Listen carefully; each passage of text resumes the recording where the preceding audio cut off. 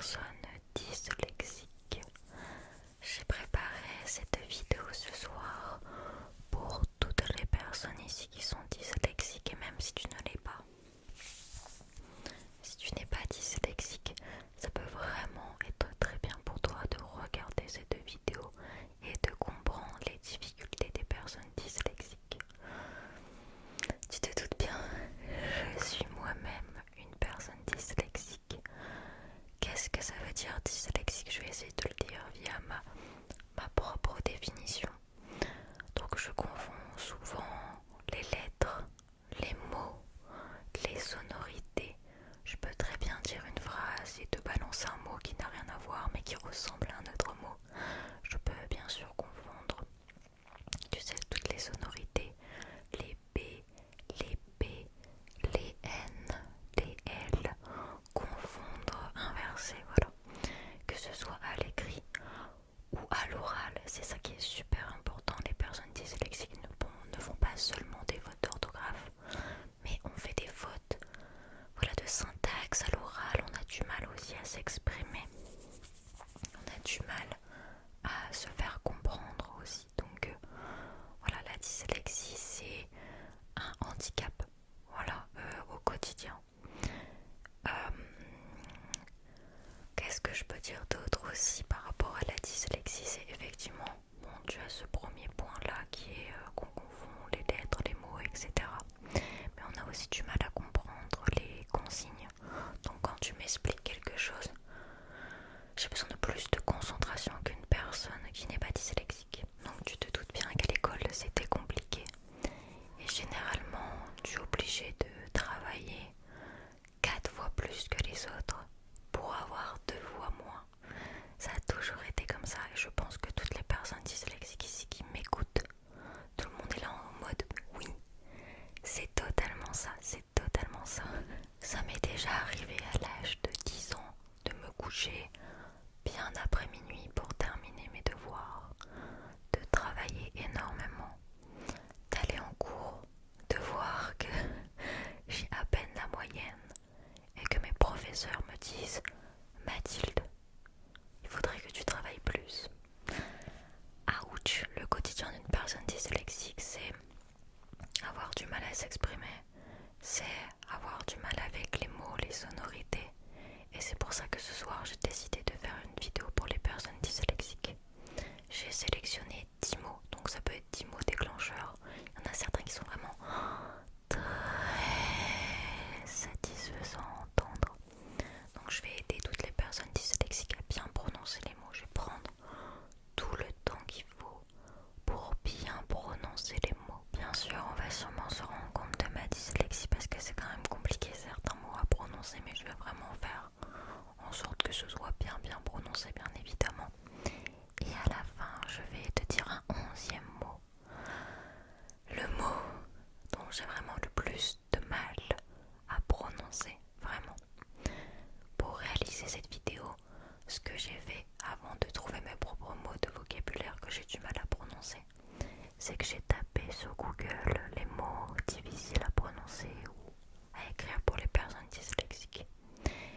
Et en vrai, je suis tombée sur des mots qui sont compliqués, effectivement, à écrire, mais pas si compliqués que ça à prononcer. Par exemple, le mot coccyx, qui est très dur à écrire. Mais franchement, quand tu es une personne dyslexique et que tu dois écrire le mot coccyx, tu sais très bien que tu vas chercher sur Google comment ça s'écrit. Donc en vrai, c'était vraiment pas... les recherches Google n'étaient pas du tout adaptées pour les personnes dyslexiques. Et donc là, je vais te montrer vraiment des mots. Je vais te dire des mots. Là c'est sûr, tu vas galérer si t'es dyslexique. Tu vas entendre ça, tu vas dire ah oui. Ah oui, là c'est dur. Ah ouais, ça c'est dur. Ce n'est pas forcément les mots les plus difficiles à écrire, mais ils sont extrêmement durs à prononcer par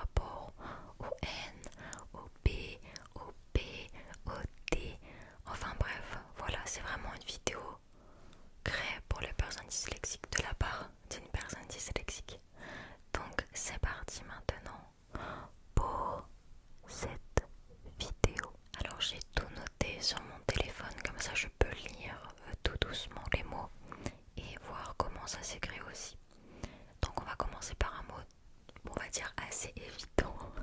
J'ai envie de te dire, pour les personnes dyslexiques, c'est déjà le mot dyslexique. Oui, il est très dur à écrire. Et en plus de ça, beaucoup de personnes dyslexiques ont du mal à dire le mot dyslexique. Je n'ai personnellement jamais eu de mal à dire le mot dyslexique. Mais beaucoup de personnes disent dyslexique. Ouais, c'est ça, c'est un petit peu comme ça que des personnes dyslexiques disent dyslexique. C'est des sonorités vraiment très spéciales. Et ça s'écrit D-Y-S-L-E-X-I-Q-U-E.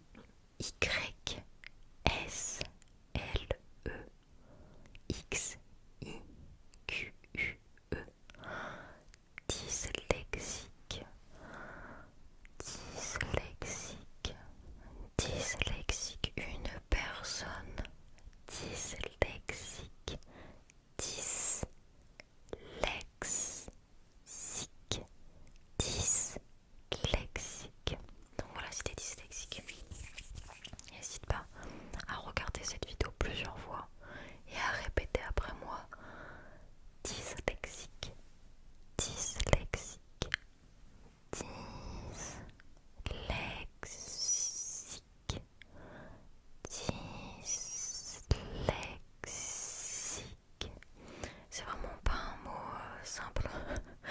Je pense qu'ils auraient pu trouver un mot quand même beaucoup plus simple pour les personnes dyslexiques quand même. Donc voilà.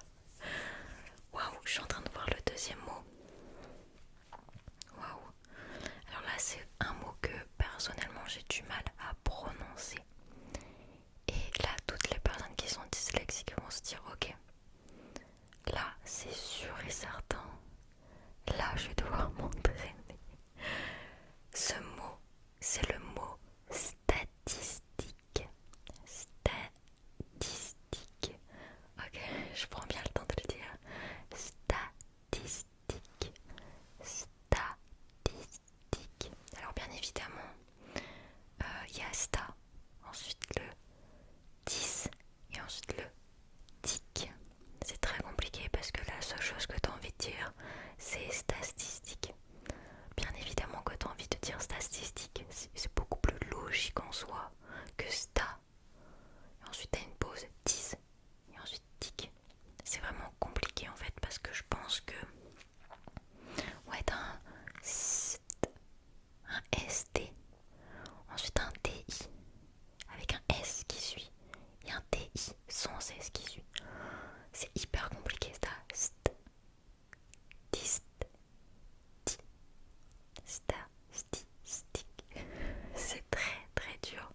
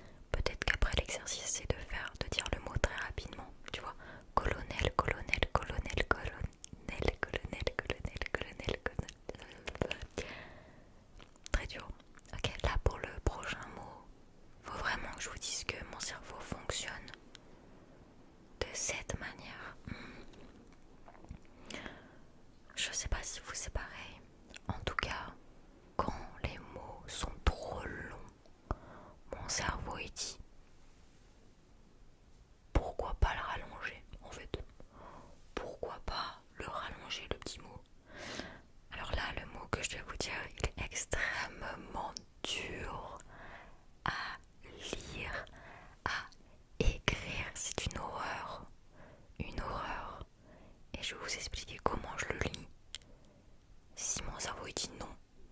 Ton cerveau il peut te dire non, hein. Tu peux avoir un nom, un mot, ton cerveau il fait non, ce mot là non, non je veux pas, non, non. T'as beau être là en mode bah si, vas-y dis-le, non, non, non, non, non, non. Le mot c'est inintelligibilité, inintelligibilité, inintelligibilité. Je le lis en même temps parce que dire inintelligibilité, oh, j'ai quand même réussi sans regarder. Inintelligibilité. Alors comment est-ce que mon cerveau lit ça? Il le lit inintelligibilité. Exactement comme ça, on dirait du freestyle. Des bruits de bouche carrément. En gros mon cerveau dit vraiment non. Ou des fois il dit inintelligibilité. Inintelligibilité.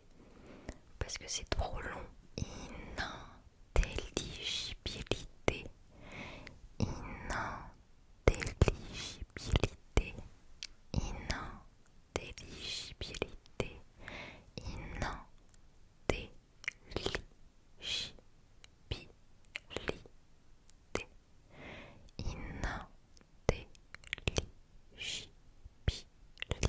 Inintelligibilité, inintelligibilité, inintelligibilité. Voilà, c'est quand même un nom très compliqué. Ok, le prochain mot, c'est un mot vraiment très personnel. Et je voulais voir si toi aussi tu fais cette faute ou pas. Que tu sois dyslexique ou non, je pense que c'est possible de faire la faute aussi quand t'es pas dyslexique. En fait, le mot, c'est le mot phosphorescent. Alors qu'est-ce que c'est phosphorescent? C'est, tu vois les petites étoiles que tu mets au plafond et qui continuent à briller, tu sais, dans le noir, qui sont un petit peu verts. Eh bien c'est ça, phosphorescent. Et à côté, il y a un autre mot qui est fluorescent. Donc quelque chose qui est très fluo, où tu vois, et qui brille énormément. Si tu mets une lumière, je crois que c'est une lumière noire, quelque chose comme ça. En tout cas, c'est fluo, tu vois ce que je veux dire. Donc, c'est pas la même chose, c'est deux mots bien différents. Mais moi, je dis phosphorescent. Je fais un mélange entre phosphorescent et fluorescent. Phosphorescent, ça n'existe pas. Mais je trouve ça plus stylé. Phosphorescent, ça a pas d'âme. Ça a pas d'âme du tout. Je comprends pas. Phosphorescent, et puis quoi encore? Et puis quoi encore? On se pose la question. Donc, je ne sais pas si vous vous dites phosphorescent. Ce mot très stylé inventé par ma personne. Mais en tout cas, ça ne se dit pas comme ça, c'est phosphorescent. Phosphorescent. D'ailleurs, c'est très dur à écrire vu que c'est P-H-O-S P-H-O-R-E-S-C-E-N-T. Faites encore plus compliqué la prochaine fois, c'est ce que j'ai envie de dire. Phosphorescent. Phosphorescent. Phosphorescent. Phosphorescent. Phosphorescent. Waouh. Le prochain mot est le mot accueil. Alors ça c'est plus un mot écrit. Il y aura quelques petits mots écrits qui sont un petit peu compliqués. Le mot accueil, dans tous les cas, je ne saurais jamais l'écrire de ma vie. Heureusement que la correction automatique existe. Mais accueil, ça s'écrit A-C-C-U-E-il.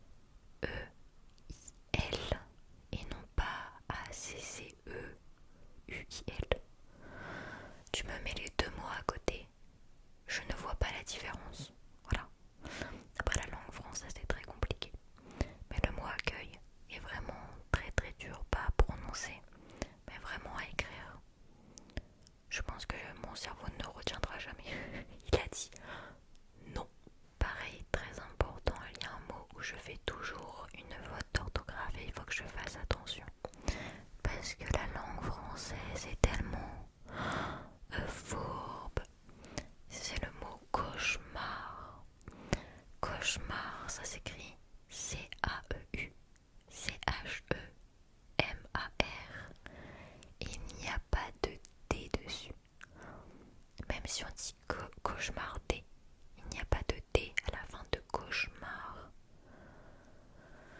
Ça n'a aucun sens. C'est comme le mot coffre. Le mot coffre, il n'y a qu'un seul F. Pourquoi? Pourquoi? Comment ça? La langue française est très compliquée. Et je te le dis aussi avec le prochain mot qui est entrepreneuriat, qui s'écrit entrepreneuriat. La France est contre les personnes dyslexiques, on dirait. C'est quand même hyper compliqué à retenir et à écrire. On va repasser aux mots très difficiles à prononcer. Donc là, on n'est pas dans l'écriture. Le mot obnubilé, obnubilé, obnubilé. Je suis obnubilé par ta beauté. Obnubilé, Muriel. T'as vu les statistiques de la dernière fois? Je suis vraiment obnubilée par l'inintelligibilité et l'adrénaline du colonel. Il faut vraiment que j'apprenne à faire une grande phrase avec tous ces mots. Ça pourrait être plutôt marrant. Tu sais quoi? J'attends en commentaire ta phrase avec tous les mots qu'on a dit.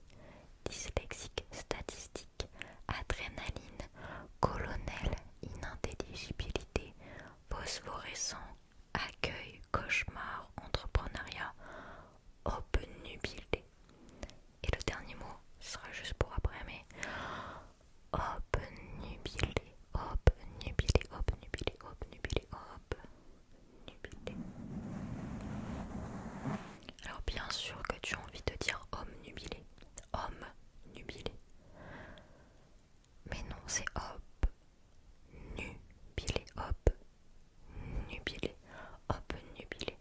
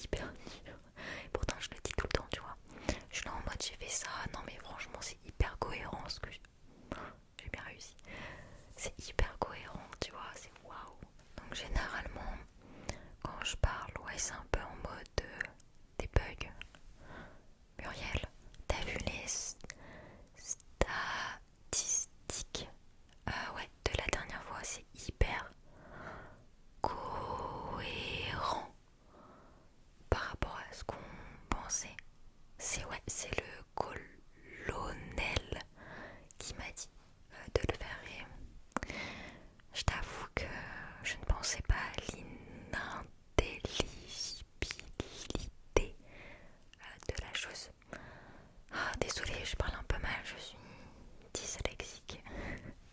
Enfin bref, voilà, c'est très dur de dire cohérent, surtout le hé, cohérent, cohérent, cohérent, C-O-H-E-R-E-N-T,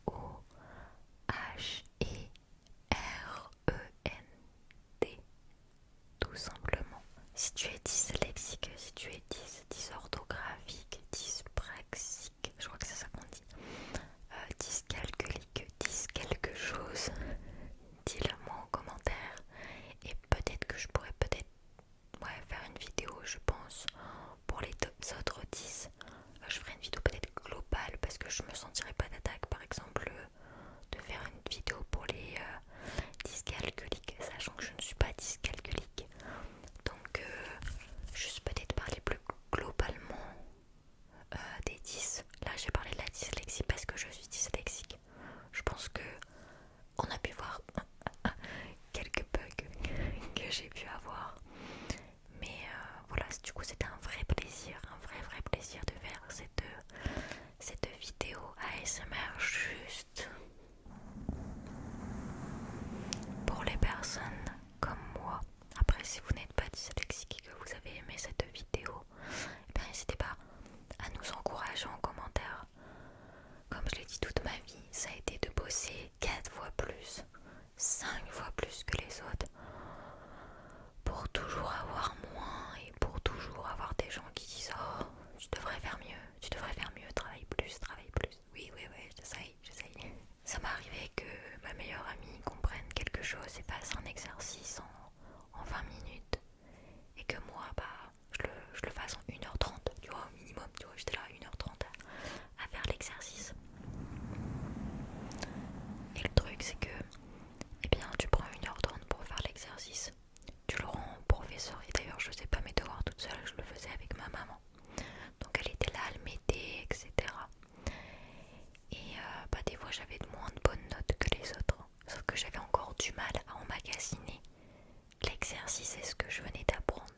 Donc qu'est-ce que je faisais? Je faisais d'autres exercices pour m'aider à apprendre. Du coup l'exercice que ma pote a pris 20 minutes à faire et puis à apprendre par cœur, et bien moi je refaisais plein d'exercices derrière en plus de tous les devoirs que j'avais. Donc du coup je faisais 2, 3, 4 exercices, et bien je prenais 5 heures, 10 heures pour avoir une notion que ma pote a eu en 20 minutes. Les personnes dyslexiques ont du mal à retenir aussi plus que les autres. Et c'est comme ça. Et c'est comme ça que j'ai toujours dû travailler plus que les autres pour toujours avoir moins. Et tu sais quoi, c'est pas grave parce que ça m'a fait une force. Aujourd'hui même, quand je travaille, quand je fais des choses et que ça fonctionne pas, et bien c'est tout. J'ai tellement l'habitude que ça arrive que j'y vais toujours à fond et je donne toujours de ma personne, de mon âme, de ma bonté, de ma gentillesse. Et au final, je baisse jamais les bras parce que j'ai jamais pu baisser les bras, j'avais pas intérêt. J'avais pas intérêt si je voulais réussir à l'école, etc. J'ai appris à travailler. C'est vrai. Il y a des personnes, effectivement, en 20 minutes, ils font un exercice, se comprennent tout de suite, mais est-ce qu'ils savent ce que c'est vraiment le travail et travailler, de bosser 1h30, 3 heures, de terminer 1h du matin, des devoirs là, et de, pendant les vacances, voir l'orthophoniste tous les jours, faire des devoirs, de pas avoir de pause, de pas avoir de vacances, parce que il faut rattraper ton retard sans cesse. Aujourd'hui, j'ai beaucoup plus de facilité parce que j'ai jamais arrêté de travailler. Et ça, c'est vachement cool parce que du coup, ça me fait une sacrée force quand même. Genre, je suis déterminée quoi qu'il arrive et je sais ce que c'est de poser. Tu vois, je sais ce que c'est de poser. Et quand on me dit, ok, Mathilde, là, tu dois poser 5 heures sur une tâche. Pendant 5 heures, ne pas t'arrêter. Je me dis au calme, j'ai fait ça toute ma vie. Et c'est pour ça que je peux rester 5 heures sur un montage. Après, le problème de tout ça, c'est que tu peux facilement faire un peu des burn-out, tu sais, ne pas connaître ta limite. Mais quand tu conduis, tu apprends à connaître tes limites, voir un petit peu tes limites. Et de toute façon, quand tu les dépasses, ton corps il dit waouh, j'espère que peut-être que vous êtes reconnus dans tout ça, dans cette histoire. Et voilà, je vous attends en commentaire. J'attends vos histoires, j'attends vos vies. Peut-être que vous êtes encore à l'école, donc peut-être que c'est encore difficile vraiment pour vous. Et j'espère vous partager encore plein de belles choses sur YouTube. Et je vous remercie énormément d'avoir écouté cette vidéo. Et sachez que je suis aussi sur les plateformes de streaming, les plateformes audio. Donc Spotify, Deezer, Apple Music, voilà, tout est dans la description. Vous pouvez aller voir tous mes audios.